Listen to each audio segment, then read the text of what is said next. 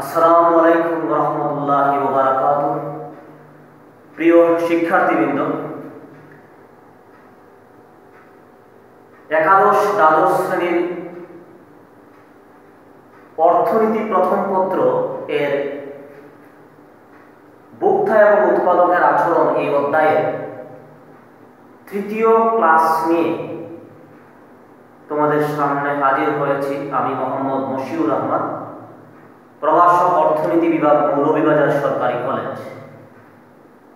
তার আগে আমি তোমাদের দুইটি ক্লাস দিয়েছি। ক্লাসের ধারাবাহিকতা বজায় রাখতে হবে। তো আজকের ক্লাস যারা প্রথমেই দেখতেছো তাদেরকে অবশ্যই আগের দুইটা ক্লাস দেখে তৃতীয় ক্লাসটা দেখলে তোমরা এই চ্যাপ্টার সম্পর্কে বুঝতে পারবে অথবা ক্লিয়ার আইডিয়া নিতে পারবে। তো আজকে গত ক্লাসের ধারাবাহিকতায় আমরা গত ক্লাসটা চাহিদার নির্ধারক নিয়ে আমরা আলোচনা করেছি। চাহিদার দুইটা নির্ধারক নিয়ে সম্ভবত কথা বলেছি। আজকে আমরা চাহিদার তৃতীয় নির্ধারক নিয়ে আলোচনা করব। চাহিদার তৃতীয় নির্ধারক, চাহিদার নির্ধারক। চাহিদার নির্ধারক নিয়ে আমরা গত ক্লাসে কথা বলেছি। দ্রব্যের দাম চাহিদার একটা নির্ধারক। আমরা বলেছি দামের সাথে চাহিদার বিপরীত সম্পর্কটা আমরা প্রতিষ্ঠিত করেছি। তারপরে আমরা বিকল্প দ্রব্যের দাম নিয়ে বৃহৎ আলোচনা করেছি। আজকের ক্লাসে আমরা বাকি নির্ধারকগুলো আলোচনা করব ইনশাআল্লাহুল আজিজ। তো শুরু করলাম আমরা 3 নম্বর নির্ধারক। 3 নম্বর নির্ধারক হচ্ছে পরিপূরক দ্রব্যের দাম। পরিপূরক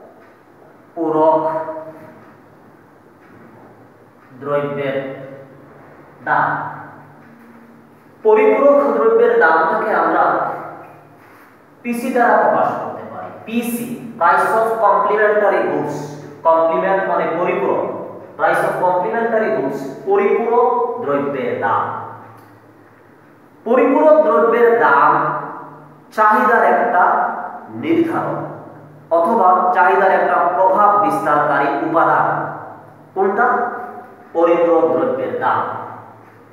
এই বিষয়টা আমরা প্রমাণ করব কিভাবে পরিপূরক দ্রব্যের দাম চাহিদার একটা নির্ধারক হয়। তার আগে আমাদের বুঝতে হবে পরিপূরক দ্রব্যটা কি। পরীক্ষায় আসতে পারে পরিপূরক দ্রব্য কি, বিকল্প দ্রব্য কি, এরকম বিভিন্ন প্রশ্ন হতে পারে। তো পরিপূরক দ্রব্য বলতে কি বুঝো, এই প্রশ্নটার আনসার আমরা কিভাবে দিব? পরিপূরক দ্রব্য হচ্ছে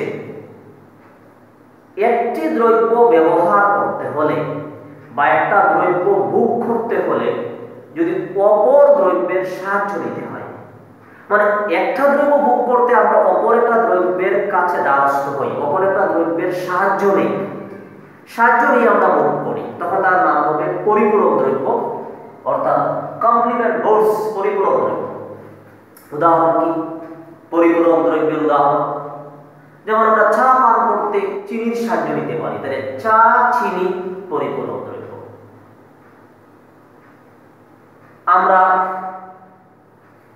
ফ্যান চালাতে গিয়ে আমরা বিদ্যুৎ কি করে ব্যবহার করি, তাহলে বিদ্যুৎ এবং ফ্যান পরস্পরের পরিপূরক দ্রব্য, মানে একটা ছাড়া আরেকটা হচ্ছে না। আমি যদি ফ্যান সুইচ অন করলেও ফ্যান ঘুরবে না যদি বিদ্যুৎ না থাকে, তাহলে বিদ্যুৎ এবং ফ্যান পরিপূরক দ্রব্য। কলম, খাতা পরিপূরক দ্রব্য। লেখার জন্য শুধু কলম বলে হবে না, কি করতে হবে? খাতা লাগবে। কলম, খাতা পরিপূরক কি দ্রব্য। গাড়ি চালাতে হলে পেট্রোল লাগবে অথবা গ্যাস লাগবে। গাড়ি, পেট্রোল, গাড়ি, গ্যাস, এগুলো হচ্ছে পরস্পরের পরিপূরক দ্রব্য। গাড়ি, ড্রাইভার পরিপূরক দ্রব্য। অর্থাৎ একটা ব্যবহার করতে হলে অপরটার সাহায্য নেওয়াকে আমরা কি বলবো? পরিপূরক দ্রব্য বলবো। আশা করি আমরা পরিপূরক দ্রব্য বুঝতে পেরেছি। পরিপূরক দ্রব্য বুঝলাম, সংজ্ঞা বুঝলাম। এবার আমরা বোঝার চেষ্টা করব পরিপূরক দ্রব্যের দাম কিভাবে চাহিদা নির্ধারণ হয়। খুবই মনোযোগ সহকারে ক্লাসটা করা দরকার। আসেন আমরা পরিপূরক দ্রব্যের একটা উদাহরণ নিচ্ছি। গাড়ি, পেট্রোল পরিপূরক দ্রব্যের আমরা একটা উদাহরণ নিলাম। গাড়ি পেট্রোল। এখন গাড়ির দাম যদি বৃদ্ধি পায়, প্রাইস অফ কার মানে গাড়ির দাম যদি কি হয় বৃদ্ধি পায়, আমরা এটা খুব সহজে বলতে পারি গাড়ির দাম বৃদ্ধি পেলে গাড়ির চাহিদা কি হবে হ্রাস পাবে, গাড়ির চাহিদা হ্রাস পাবে। এখন প্রশ্ন হচ্ছে গাড়ির দাম যদি বৃদ্ধি পায় পেট্রোলের চাহিদা কি হবে, এই সমন্বয়টা আমরা কিভাবে করব এটা লক্ষ্য করা দরকার। গাড়ির দাম যদি বাড়ে তাহলে পেট্রোলে কি এফেক্ট হবে একটু খেয়াল করো। গাড়ির দাম যদি না বাড়ত, গাড়ির দামটা যদি কম থাকতো, আমরা হয়তো আজকে একটা গাড়ি ক্রয় করতাম উদাহরণস্বরূপ। তো গাড়ি ক্রয় করলে কি লাগতো, পেট্রোল লাগতো। তো এই পেট্রোলটা আর ক্রয় করা হবে না যদি গাড়ির দামটা বেড়ে যায়। অর্থাৎ গাড়ির দাম আজকে বেড়ে যাওয়ার কারণে আমরা গাড়িটা ক্রয় করতে পারি নাই। তো যে পরিমাণ পেট্রোল ক্রয় করার কথা ছিল ওই পরিমাণ পেট্রোল আর ক্রয় করা হলো না। মানে সহজ কথায় গাড়ির দাম যদি বাড়ে, গাড়ির দাম যদি বাড়ে গাড়ির ব্যবহারটা কমে যাবে, গাড়ির ইউজেসটা কমে যাবে। এজ এ রেজাল্ট কি হবে, পেট্রোলের ব্যবহারটাও কমে যাবে। গাড়ি ব্যবহার করতেছি না, পেট্রোল কিভাবে ব্যবহার হবে? গাড়ি ইউজ করলে পেট্রোলটা আমরা ব্যবহার করতাম গাড়ি চলার উদ্দেশ্যে, চলার পারপাসে। তো এখন দেখো পেট্রোলের চাহিদাটা কি হয়ে গেল, কমে গেল, পেট্রোলের চাহিদা কমে গেল। প্রিয় শিক্ষার্থী, দেখার একটা বিষয় মনে রাখতে হবে, আমরা যখনই পরিপূরক দ্রব্য বলবো অথবা গত ক্লাসে বিকল্প দ্রব্য বলেছিলাম, এই দুইটা দ্রব্যের ক্ষেত্রে পরিপূরক বিকল্প দ্রব্যের ক্ষেত্রে আমাদের আড়াআড়ি থিংকিং করতে হবে, চিন্তা করতে হবে। কি চিন্তা? আড়াআড়ি থিংকিং বলতে একটা দ্রব্যের দাম বাড়লে অপর দ্রব্যের চাহিদার কি হয় সেটা আমাদেরকে বিবেচনায় আনতে হবে। একটা দ্রব্যের দাম বৃদ্ধি করলে অপর দ্রব্যের চাহিদা, এটা বোঝার জন্য আমি লিখেছি, কিন্তু আমাদের মূল আলোচনা হচ্ছে একটা দ্রব্যের দাম বাড়লে অপর দ্রব্যের চাহিদা হ্রাস পায়। অর্থাৎ পরিপূরক দ্রব্যের ক্ষেত্রে একটির দামের সাথে অপর দ্রব্যের চাহিদার সমন্বয়টা বিবেচনা করতে হবে। আমরা ক্লিয়ারলি দেখতে পাচ্ছি একটি দ্রব্যের দাম বৃদ্ধি পেলে অপর দ্রব্যের চাহিদা হ্রাস পায়। তাহলে এখন যদি তোমাদেরকে প্রশ্ন করি যে একটি দ্রব্যের দামের সাথে অপর দ্রব্যের চাহিদার সম্পর্কটা এখানে কি, সম্পর্কটা কি, তোমাদের আনসার কি হবে? তোমাদেরকে বলতে হবে এখানে একটা দ্রব্যের দামের সাথে অপর দ্রব্যের চাহিদার বিপরীত সম্পর্ক বা পরোক্ষ সম্পর্ক। বিপরীত সম্পর্ক কেন? বা ইনভার্স রিলেশন। কারণ একটা বৃদ্ধি পেয়েছে অপরটি কি হয়েছে, হ্রাস পেয়েছে। একটা ইনক্রিজ হলে অপরটি কি হচ্ছে, ডিক্রিজ হচ্ছে। এর মানে বিপরীত সম্পর্ক। বিপরীত সম্পর্ক মানে হচ্ছে একটি বাড়লে অপরটি কমে অথবা একটি কমলে অপরটি বাড়ে। বিপরীত সম্পর্ক বা আমরা এটাকে বলতে পারি পরোক্ষ সম্পর্ক। তাহলে এবার একটা সিদ্ধান্তে আমরা উপনীত হলাম যে একটি দ্রব্যের দামের সাথে অপর দ্রব্যের চাহিদা বিপরীত সম্পর্ক হলে দ্রব্য দুটি পরস্পরের কি হয়, গাড়ি পেট্রোল মানে পরিপূরক হয়, পরিপূরক হয়, পরিপূরক হয়। খাতায় লিখে নিতে হবে, কি লিখতে হবে? একটি দ্রব্যের দামের সাথে অপর দ্রব্যের চাহিদা বিপরীত বা পরোক্ষ সম্পর্ক হলে দ্রব্য দুটি পরস্পরের পরিপূরক দ্রব্য হয়। পরিপূরক দ্রব্যের ক্ষেত্রে সম্পর্কটা নেগেটিভ হয়, অর্থাৎ বাড়লে কমে কমলে বাড়ে, অথবা তাদের ঢালটা হচ্ছে ঋণাত্মক হয়। ওকে, আমরা পরিপূরক দ্রব্যের দাম আমরা আশা করি বুঝতে পেরেছি। পরিপূরক দ্রব্যের দাম চাহিদা নির্ধারণ কিভাবে হলো? এই দামটা, গাড়ির দামটা অপর দ্রব্যের চাহিদাকে কি করেছে, নির্ধারণ করেছে। অপর দ্রব্যের চাহিদা বাড়বে না কমবে এটা কিন্তু এইটার দামের উপরে, গাড়ির দামের উপরে কি করতেছে, নির্ভর করতেছে। এজন্য আমরা বলে থাকি পরিপূরক দ্রব্যের দাম চাহিদার একটা নির্ধারক। ওকে, আমরা 3 নাম্বার নির্ধারক শেষ করলাম। 4 নাম্বার নির্ধারকে যাচ্ছি। 4 নাম্বার নির্ধারক হতে পারে সময়, রুচি, অভ্যাস। কয়েকটা নির্ধারক আমরা একসাথে দিলাম। এগুলো সময়ের উপরে চাহিদা নির্ভর করে, সময়ের উপরে। এক এক সময়ে মানুষের এক এক ধরনের চাহিদা হতে পারে। যেমন একটা ফ্যামিলিতে যখন তার অনুষ্ঠান থাকে, বিবাহ অথবা অন্য কোনো অনুষ্ঠান, পারিবারিক বিভিন্ন অনুষ্ঠান যখন থাকে, তখন ওই সময়ে ওই পরিবারের চাহিদা বৃদ্ধি পায়। অথবা সামাজিকভাবে আমরা ঈদের সময় কাপড়ের চাহিদা বৃদ্ধি পায়, বা এই যে পুজোর সময় কাপড়ের চাহিদা কি হয়, বৃদ্ধি পায়, ইত্যাদি বিভিন্ন কারণে আমাদের চাহিদা বৃদ্ধি পায়। এটা সময়ের উপর কি করে নির্ভর করে, সময় চাহিদা একটা নির্ধারণ। রুচি বা টেস্ট অ্যান্ড হ্যাবিট, আমরা দ্বিধারাম কখনো প্রকাশ করব রুচি, টেস্ট অ্যান্ড হ্যাবিট। রুচির উপর চাহিদা নির্ভর করে। একজন মানুষ একটা দ্রব্য ভোগ করে সে অভ্যস্ত, সে হ্যাবিটেড কোন দ্রব্যের প্রতি, অভ্যস্ত মানে ওই দ্রব্যটা তার বেশি পছন্দ।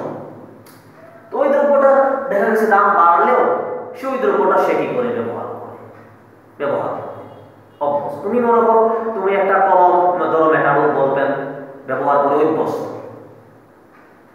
এখন যদি ঝর্ণা কলমের মানে এই কালির কলম যেগুলো, এগুলোর যদি দাম কমেও তুমি ক্রয় করবে না। কেন ক্রয় করবে না? কারণ এই কালির কলম ব্যবহার করে তুমি অভ্যস্ত না। বিক্রেতাকে বলবে যে ভাই এটার দাম কমলেও আমি নিব না, আমার মেটাডোর কলমটাই আমাকে দেন। এর মানে কি? এইটা হচ্ছে হ্যাবিট, অভ্যস্ত। আমরা এটা রুচির উপর বা অভ্যাসের উপর কি করে নিব, আমরা এটা অভ্যস্ত হয়ে গেছি। রুচি একজন মনে করে একটা দ্রব্য ভোগ করে সে তার খুব এটাতে খুব সে টেস্ট পেল, ইন্টারেস্ট পেল ভোগ করতে, সে ওই দ্রব্যটা সে বেশি ক্রয় করবে। ঠিক আছে, এটা আশা করি সবাই বুঝতে পেরেছে। এগুলা বইতে যেগুলো অনেক বইতে বিভিন্নভাবে লেখা আছে, আমার মনে হয় দুই একটা বই পড়লে এগুলো সম্পর্কে তোমাদের ভালো আইডিয়া হয়ে যাবে। অর্থাৎ এগুলো কঠিন কোনো বিষয় না, সহজেই আপনি এগুলো লিখতে পারবেন। 5, আবহাওয়া ও জলবায়ু। আবহাওয়া ও জলবায়ু, weather and climate. Weather and climate চাহিদার একটা নির্ধারণ, ডিটারমিনেটর অফ ডিমান্ড। আবহাওয়া জলবায়ুর উপর দ্রব্যের চাহিদা নির্ভর করে। কিভাবে? যেমন মনে করো গরমের সময় কোল্ড ড্রিঙ্কসের, আইসক্রিমের চাহিদা কিভাবে বৃদ্ধি পায়, কিন্তু শীতের সময় আইসক্রিমের চাহিদা এভাবে থাকবে না, কোল্ড ড্রিঙ্কসের চাহিদা শীতের সময় থাকবে না। তাহলে এই যে থাকবে না আর আগে থাকবে, এটা কার উপর নির্ভর করুন? আবহাওয়া। গরমের সময় আমরা হয়তো কি করেছি, এসি আমরা দিচ্ছি বা ফ্যান আমরা দিচ্ছি, কারণ কি গরমের সময়। এখন একেবারে শীতের সময় তো আমরা এসি দিব না বা ফ্যান দিব না। এটা হচ্ছে কার উপর নির্ভর করুন? আবহাওয়া জলবায়ুর উপরে নির্ভর করুন। এবং শীতের সময় গরম কাপড়ের চাহিদা কি হবে, বেশি হবে। গরমের সময় আবার এই গরম কাপড়ের চাহিদা নাই। এবং আবহাওয়া ও জলবায়ু আমরা বুঝতে পেরেছি।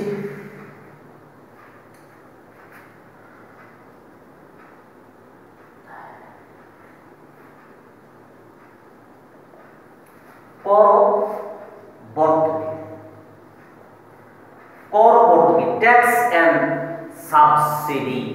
করবর্তী, কর বলতে আমরা কি বুঝি? What is tax? ট্যাক্স বলতে আমরা কি বুঝি?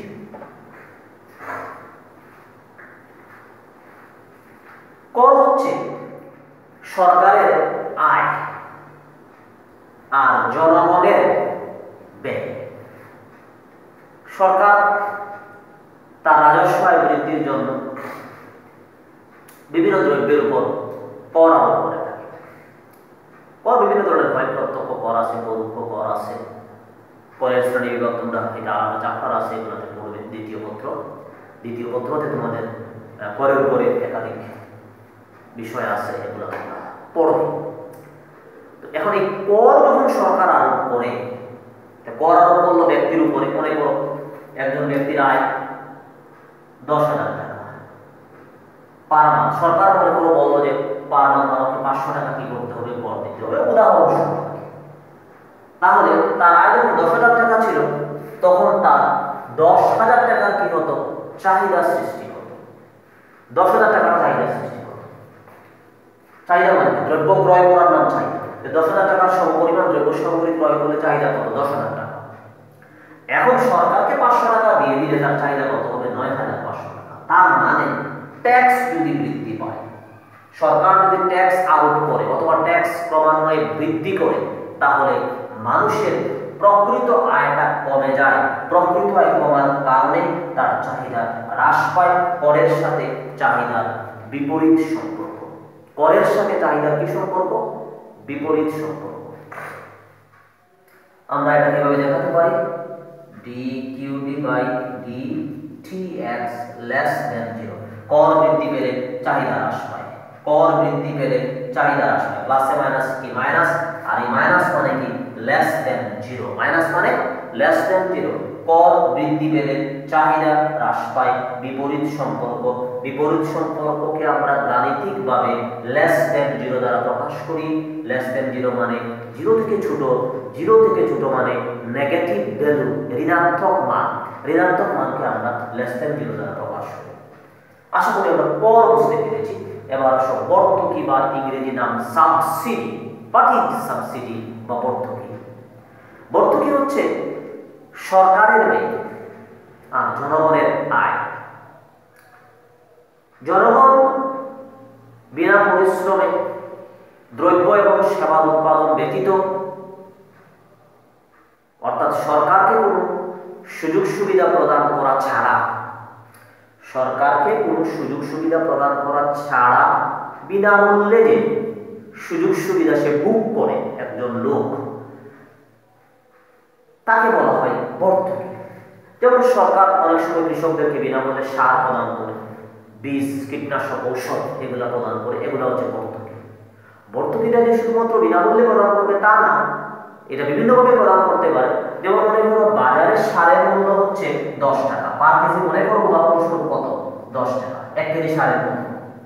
এখন সার বিক্রেতাকে সরকার বলল যে আপনি বাজারে 10 টাকা বিক্রি করতে পারবেন না। 10 টাকা বিক্রি করলে কৃষকের উপর প্রেসার পড়বে, কৃষকের প্রোডাকশন কস্ট বেড়ে যাবে। আপনাকে বাজারে 8 টাকা মূল্য রাখতে হবে বা 60 টাকা মূল্য রাখতে হবে। 60 টাকা মূল্য রাখতে হবে। এই 60 টাকা সরকার কি করলো? নির্ধারণ করে দিয়ে দিল, ধার্য করে দিল। সার বিক্রেতারা বাজার থেকে 60 টাকা রাখবে। আর সরকার কি করবে? সরকার সার যারা উৎপাদন করে বা সার বিক্রেতা যারা, তাদেরকে পার কেজিতে 3 টাকা করে দিয়ে দিবে। এই যে 3 টাকা করে সরকার দিল সার উৎপাদনকারী প্রতিষ্ঠানকে বা সার বিক্রেতাকে, এই 3 টাকা হলো সারের জন্য সরকারের ভর্তুকি। এই ভর্তুকিটা সরকার প্রদান করে থাকে তার জনগণকে বিভিন্ন পারপাসে। এটা প্রদান করে থাকে অর্থনৈতিক উন্নয়নের জন্য, দেশের অর্থনৈতিক চালিকা শক্তিকে মজবুত করার জন্য, গতিশীল করার জন্য সরকার এরকম বিভিন্ন পদক্ষেপ গ্রহণ করে বিভিন্ন সময়ে। জরুরি সেক্টর যেগুলো আছে, বিশেষ করে উৎপাদন কাজে নিয়োজিত বিভিন্ন প্রতিষ্ঠান আছে, এগুলো ইন্ডিকেট করে বেছে বেছে সরকার কি করে এবং ভর্তুকি বা সাবসিডি প্রদান করে থাকে। তো এই সাবসিডি যেটা দেওয়া হয়, সরকার যেটা দেয়, এটা সরকারের ব্যয়, আবার জনগণের কিন্তু এটা কি আয়। একজন এখন সার, বীজ, কীটনাশক, ঔষধ সে পেয়ে গেল ইউনিয়ন পরিষদ থেকে বা সরকারের মাধ্যমে কোনো প্রতিষ্ঠান থেকে। পাওয়ার পর তার কি হলো? এই হয়তো এই বীজটা বা সারটা তার মতো ক্রয় করার কথা ছিল দোকান থেকে, সে ফ্রি পেয়ে গেল। এর মানে তার সমপরিমাণ টাকা বেঁচে গেল। তো সমপরিমাণ টাকা বেঁচে গেল, তার মানে কি? তার প্রকৃত আয়টা বেড়ে গেল, তার কাছে এখন অতিরিক্ত কি আছে? টাকা আছে। এর মানে ভর্তুকি যদি দেওয়া হয়, সাবসিডি যদি দেওয়া হয়, তাহলে তার চাহিদা কি হয়ে যাবে? চাহিদা বৃদ্ধি পাবে। জনগণের চাহিদা কি হবে? বৃদ্ধি পাবে। এই যে সাবসিডিকে আমরা এসবি দ্বারা প্রকাশ করি, সাবসিডি বা ভর্তুকিকে আমরা এসবি দ্বারা প্রকাশ করি। ভর্তুকি বৃদ্ধি পেলে কোয়ান্টিটি অফ ডিমান্ড কি হবে? বাড়বে। কোয়ান্টিটি অফ ডিমান্ড বেড়ে যাবে। আবার ভর্তুকি যদি কমে যায়, কোয়ান্টিটি অফ ডিমান্ড কমবে। তো এই সম্পর্ককে আমরা কি বলি? এই সম্পর্ককে আমরা প্রত্যক্ষ সম্পর্ক বলি বা একইমুখী সমমুখী সম্পর্ক। বাড়লে বাড়ে অথবা কমলে কমে। আমরা এটাকে বীজগাণিতিকভাবে dQd/dSb গ্রেটার দেন 0 দ্বারা প্রকাশ করতে পারি। ভর্তুকির সাথে চাহিদার প্রত্যক্ষ সম্পর্ক এই বাড়লে বাড়ে, প্লাসে প্লাসে কি? প্লাস। এই প্লাস মানে কি গ্রেটার দেন 0, অথবা এটা দিয়েও প্রমাণ করা যায় কমলে কমে, তো কমলে ডিএসপি মান হয়ে যাবে মাইনাস, ডিকিউডির মান হয়ে যাবে মাইনাস, কমছে তো মাইনাসে মাইনাসে প্লাস, প্লাসে প্লাসে প্লাস, যে কোনো ভাবে প্রমাণ করা যায়। তার মানে বাড়লে বাড়ে কমলে কমে, এটাকে আমরা গ্রেটার দেন 0 দ্বারা প্রকাশ করি। গ্রেটার দেন 0 মানে হচ্ছে প্লাস মান, ধনাত্মক মান, ধনাত্মক মান মানে হচ্ছে বাড়লে বাড়ে কমলে কমে, প্রত্যক্ষ সম্পর্ক, positive relation between two variables, one is subsidy and another is quantity of demand। আশা করি বুঝতে পেরেছো সাবসিডির সাথে চাহিদার সম্পর্ক। আমরা আরো কিছু চাহিদা নির্ধারক আছে, এগুলো তোমরা বই দেখলে পারবে, যেমন জনসংখ্যা চাহিদা নির্ধারক হতে পারে, জনসংখ্যা যদি বেশি হয় তাহলে চাহিদা কিভাবে বাড়বে। বাজারের আয়তনের উপর চাহিদা নির্ভর করে, একটি বাজারের আয়তন যদি বড় হয় এই বাজারে ক্রেতারা বেশি আসবে, এই বাজারে বিক্রেতারাও বেশি আসবে, এখানে চাহিদা বেশি হবে। বাজারের আয়তন এর উপর নির্ভর করে। অবস্থানের উপর চাহিদা নির্ভর করে, একটা লোক কোথায় অবস্থান করতেছে, সে কি শহরে বসবাস করে নাকি গ্রামে বসবাস করে। শহরে যারা বসবাস করে এখানে বিভিন্ন ফ্যাসিলিটিসগুলো বেশি পায়, এই ফ্যাসিলিটিসগুলো যদি বেশি হওয়ার কারণে তার একাধিক দ্রব্যের চাহিদা কি হয়, সৃষ্টি হয় বা চাহিদা বেশি হয়। শহরে গ্রামের মধ্যে এতটুকু ফ্যাসিলিটি নাই, গ্যাস ফ্যাসিলিটি নাই বা দোকান বা বাজার অ্যাভেইলেবল না, এখানে চাহিদা কম হয়। হ্যাঁ, ক্রেতার সংখ্যার উপর চাহিদা নির্ভর করে। একটা বাজারের ক্রেতার সংখ্যা যদি বেশি হয়, একটি দ্রব্যের ক্রেতা যদি বেশি হয় তাহলে ওই দ্রব্যের চাহিদা বেশি হবে। ঠিক আছে, সবাই যদি মনে করো বাজারে ইলিশ মাছ ক্রয় করতে যায়, সবাই ম্যাক্সিমাম গেল ইলিশ মাছ ক্রয় করতে, ইলিশ মাছের দাম বাড়বে মানে ইলিশ মাছের চাহিদা কি হবে, বেশি হবে। এবং তো আশা করি প্রিয় শিক্ষার্থীরা তোমরা চাহিদা নির্ধারক বুঝতে পেরেছো। এখান থেকে বিভিন্ন প্রশ্ন আসতে পারে, প্রত্যেকটা পয়েন্টই হচ্ছে এক একটা প্রশ্ন সৃজনশীল। সৃজনশীল যেহেতু তোমাদের সৃজনশীল প্রশ্নের মাধ্যমে তোমাদের আনসার করতে হবে, তার মানে প্রত্যেকটা পয়েন্টই এক একটা প্রশ্ন, প্রত্যেকটা পয়েন্টে তোমাদের আলাদা আলাদা করে বুঝতে হবে। যে কোনো পয়েন্ট থেকে আসতে পারে, বলতে পারে জনসংখ্যার সাথে চাহিদার সম্পর্ক ব্যাখ্যা করো, বিকল্প দ্রব্যের সাথে চাহিদার সম্পর্ক ব্যাখ্যা করো, বিকল্প দ্রব্যের সাথে চাহিদার সম্পর্ক ব্যাখ্যা করে বিষয়টি চিত্রে উপস্থাপন করো, ইত্যাদি বিভিন্ন প্রশ্ন তোমরা পেতে পারো পরীক্ষায়। আমরা এখন চাহিদা অপেক্ষক নিয়ে কথা বলব। চাহিদা অপেক্ষক, demand function, demand function FUNCTI, চাহিদা অপেক্ষক বা ডিমান্ড ফাংশন। আমি এর আগে অপেক্ষক নিয়ে কথা বলেছি, অপেক্ষক নিয়ে কথা বলেছি প্রথম ক্লাসে। তো অপেক্ষক বলতে আমরা কি বুঝি? অপেক্ষক শব্দটা বারবার অর্থনীতিতে আসবে। আমরা চাহিদা অপেক্ষক পাবো, এখন পেলাম যোগান অপেক্ষক থাকবে, খরচ অপেক্ষক, আয় অপেক্ষক, উপযোগ অপেক্ষক, হ্যাঁ, ভোগ অপেক্ষক, বিনিয়োগ অপেক্ষক, বিভিন্ন অপেক্ষক শব্দটা আমরা অর্থনীতিতে বারবার পাবো। যে কোনো অপেক্ষক বা ফাংশনের সংজ্ঞা দিতে হলে মনে রাখতে হবে স্বাধীন চলক লাগে, অধীন চলক লাগে। স্বাধীন চলক অধীন চলকের মধ্যকার বীজগাণিতিক সম্পর্ককে অপেক্ষক বলে, একথা আমরা প্রথম ক্লাসে আলোচনা করেছি। স্বাধীন চলক ও অধীন চলকের মধ্যকার বীজগাণিতিক সম্পর্ককে কি বলে? অপেক্ষক বলে। অপেক্ষক এর সংজ্ঞাটা যদি আমরা পারি তাহলে চাহিদা অপেক্ষকের সংজ্ঞা দিতে পারবো। চাহিদা অপেক্ষকের সংজ্ঞা দিতে হলে এখানে স্বাধীন চলক লাগবে, অধীন চলক লাগবে। এখন প্রশ্ন হচ্ছে এই স্বাধীন চলক এবং অধীন চলক আমরা কিভাবে পেতে পারি? পাওয়ার একটা শর্টকাট রাস্তা তোমাদেরকে বলে দিই, এই জিনিসটা একটু ব্রেইনে রাখার চেষ্টা করবে। আমরা যার সংজ্ঞা দিব তাকে যদি আমরা প্রশ্ন করি, যেমন চাহিদাকে যদি আমরা প্রশ্ন করি, চাহিদা তুমি কার উপর নির্ভর করো, আমরা যদি প্রশ্ন করি চাহিদা, তাহলে চাহিদা কার উপর নির্ভর করে আমরা প্রশ্ন করলাম, আনসারটা কি? আমরা একটু আগে যেটা বলেছি, চাহিদা নির্ভর করে দ্রব্যের দামের উপর, চাহিদা নির্ভর করে বিকল্প দ্রব্যের দাম, পরিপূরক দ্রব্যের দাম, আয়, রুচি, অভ্যাস, আবহাওয়া, জলবায়ু ইত্যাদি বিভিন্ন বিষয়ের উপর কি করে চাহিদা নির্ভর করে। তো চাহিদা নির্ভর করে কি কি বিষয়ের উপর? চাহিদার নির্ধারক যেগুলো এগুলোর উপর সে নির্ভর করে। এই যে আমরা প্রশ্ন করলাম যে চাহিদা তুমি কার উপর নির্ভর করো, আনসারটা কি আসলো? যা আসলো এই যে যেগুলো আমরা বললাম, দাম, বিকল্প দ্রব্যের দাম, এই এগুলো হচ্ছে স্বাধীন চলক, এগুলো কি চলক? স্বাধীন চলক। আর যাকে তুমি প্রশ্ন করেছো, মানে যার সংজ্ঞাটা তুমি দিবে, এইটা হয়ে যাবে অধীন চলক। কারণ সে নির্ভর করে, সে কি করে? নির্ভর করে। যে নির্ভর করে সে হচ্ছে অধীন চলক, অথবা তার আরেকটা নাম নির্ভরশীল চলক, ডিপেন্ডেন্ট ভেরিয়েবল। তো চাহিদার সংজ্ঞা দিতে গিয়ে আমরা স্বাধীন চলক পেয়ে গেছি। স্বাধীন চলক চাহিদার নির্ধারক, অধীন চলক হচ্ছে চাহিদা বা চাহিদার পরিমাণ। এবার সংজ্ঞাটা দেব। আমরা বলতে পারি চাহিদার নির্ধারক সমূহের উপর চাহিদার পরিমাণের নির্ভরশীলতার বীজগাণিতিক সম্পর্ককে চাহিদা অপেক্ষক বলা হয়। চাহিদার নির্ধারক সমূহের উপর চাহিদার পরিমাণের নির্ভরশীলতার বীজগাণিতিক সম্পর্ককে চাহিদা অপেক্ষক বলা হয়। আমরা চাহিদা অপেক্ষকটাকে এভাবে লিখতে পারি, Q is equal to function of P, PS, PC, Y, T, W, BU dot. এই যে আমরা চাহিদা অপেক্ষকটাকে লিখলাম। চাহিদা অপেক্ষকে এখানে একটু খেয়াল করা দরকার। P হচ্ছে দ্রব্যের নিজস্ব দাম, PS বিকল্প দ্রব্যের দাম, PC পরিপূরক দ্রব্যের দাম, Y হচ্ছে আয়, আয়ের উপর চাহিদা নির্ভর করে, আয় বাড়লে চাহিদা বাড়ে, আয় কমলে চাহিদা কমে। T টেস্ট বা রুচি, রুচির উপর চাহিদা নির্ভর করে।